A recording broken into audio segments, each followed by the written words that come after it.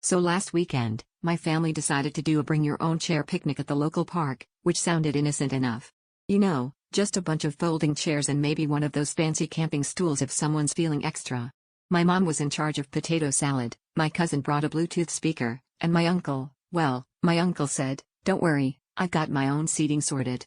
Knowing him, we braced ourselves for something slightly off, maybe a lawn chair with cup holders or a comically tiny stool. Fast forward to picnic day, and everyone's setting up their modest chairs around a checkered blanket.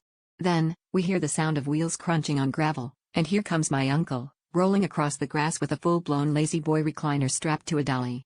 The man even had an extension cord snaking behind him, trailing back to his car, which he'd cleverly parked near the curb.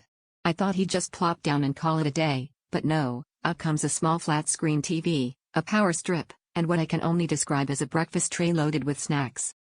What followed was pure chaos. People started drifting over to my uncle's station like moths to a flame.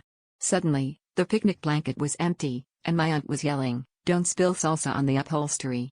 My cousin tried to plug his phone into the power strip, and my grandma decided that if my uncle could have a recliner, she wanted her knitting chair and a foot spa. Before long, we looked less like a family enjoying nature and more like a yard sale sponsored by Bed Bath & Beyond. The real kicker? Just as my uncle reclined, TV remote in hand, he grinned and announced, "Ladies and gentlemen, welcome to Alfresco and Chill. Who needs Netflix when you've got Netflix of potato salad off your lap?"